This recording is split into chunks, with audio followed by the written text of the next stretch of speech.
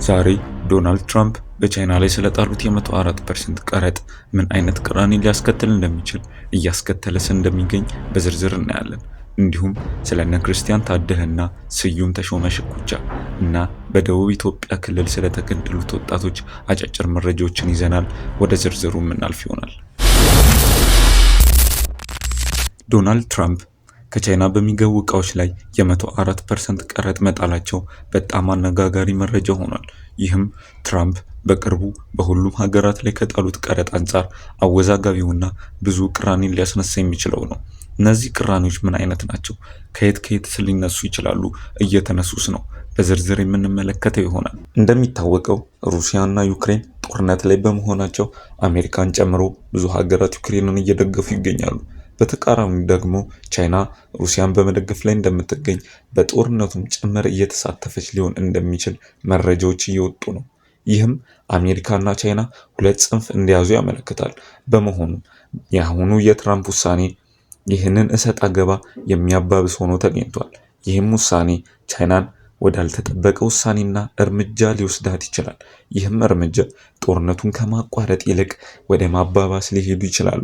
ይህም በቅርቡ በድርድሩ ምክንያት ሊፈታ ይችላል የተባለው ጦርነት ከመቆም ይልቅ የሚቀጥልበት ሁኔታዎች ሰፊ ሊሆኑ እንደሚችሉ አመልካች ነው።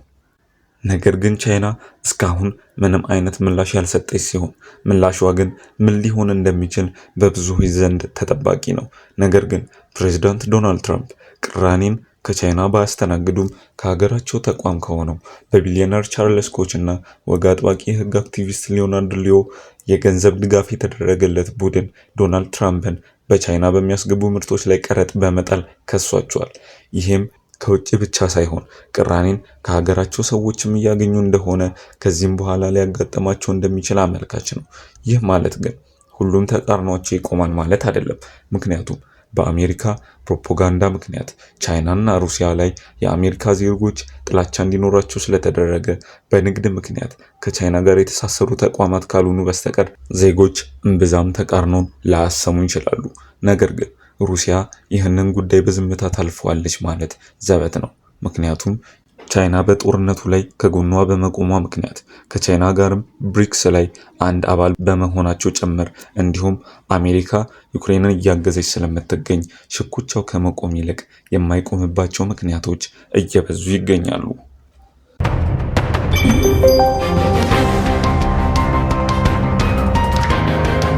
ወደ ቀጣዩ መረጃ ስናልፍ የመንግስት አክቲቪስት ሲሉ የጠሯቸውና እነ ክርስቲያን ወንጀለኛ ናቸው ያሉትን ግለሰብ አቶ ስዩም ተሾመን ፌዴራል ፖሊስ ማግኘት እንዳልቻለ ለፍርድ ቤት ገልጿል።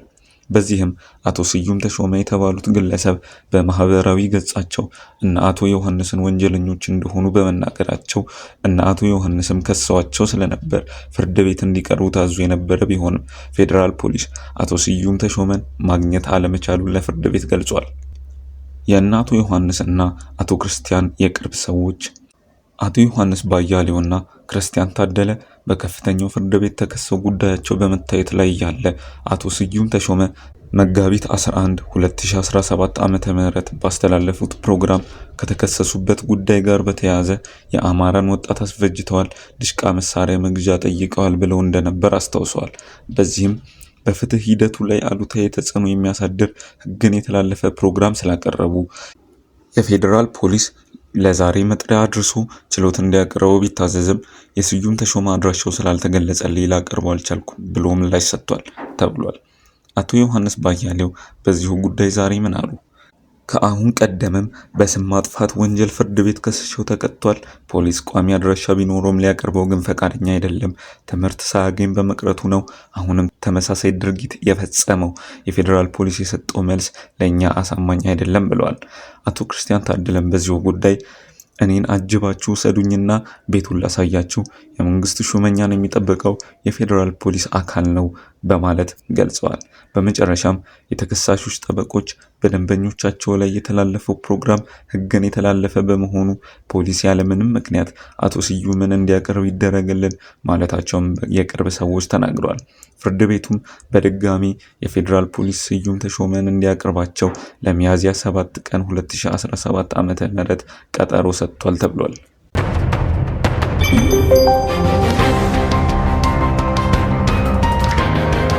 ወደ ቀጣዩ መረጃ ስናልፍ በደቡብ ኢትዮጵያ ክልል ጋርዱላ ዞን ደራሼ ወረዳ ኦኖታ እና ቄየማ በሚባሉ ቀበሌያት መካከል መጋቢት 22 ቀን 2017 ዓ.ም ጀምሮ ተከሰተ በተባለው ግጭት እስካሁን ቁጥራቸው በውል ያልታወቁ ሰዎች ሞተዋል። ባሳለፍነው አርብ በአካባቢው የመከላከያ ሰራዊት በመግባቱ ግጭት መቆሙና የህብረተሰብ ውይይት መካሄድ ጀምሮ ነበር ተብሏል። ዛሬ የአካባቢው ነዋሪዎች በሰጡት ቃል ወደ ልማት ስራችሁ ተመለሱ የተባልነውን ተቀብለን ሰኞ በማሳ ስራ ላይ የነበሩ አንድ የ18 ዓመት ታዳጊና ሌላ የ3 ልጆች አባት ተገድለዋል ተብሏል። የሟች ቤተሰቦች ከዓይን እማኞች ሰማን እንዳሉት ግድያው የተፈጸመው በአካባቢው የጸጥታ ሰዎች እንደሆነ ጠቁመዋል። ቅዳሜና እሁድን ብቻ ነው ሰላም የዋለው ያለው አንድ የአካባቢው ነዋሪ ሰኞ ገና በጠዋቱ ነበር ሁለት ሰዎች በገዛ ማሳቸው እጅና እግራቸው ታስሮ በጥይት ተረሽነው የተገደሉት ሲሉ ተናግረዋል። ጥቃቱ አሳዛኝና የአካባቢውን ነዋሪዎች እጅግ ያስቆጣ ተግባር ነው። የጸጥታ መዋቅሩ አካባቢውን በተቆጣጠረበት ይህን ጥቃት የፈጸሙ አካላትን ለህብረተሰቡ በፍጥነት ግልጽ አለማድረጋቸው ህዝቡን ቅር አሰኝቷል ብለዋል። በተያያዘ ዜናም በወረዳው የአይቤና ቀበሌ ነዋሪ የሆኑና በደቦ የማሳ ስራ ላይ የነበሩ 17 የሚሆኑ ወጣቶችም ትላንት ረፋድ በተከፈተባቸው የጥይት ሩምታ በርግገው ወደ ሌሎች ዞኖች መግባታቸውን የሚናገሩት ነዋሪዎቹ ወጣቶቹ በህይወት ስለመኖራቸው ማረጋገጫ አላገኘንም ብለዋል።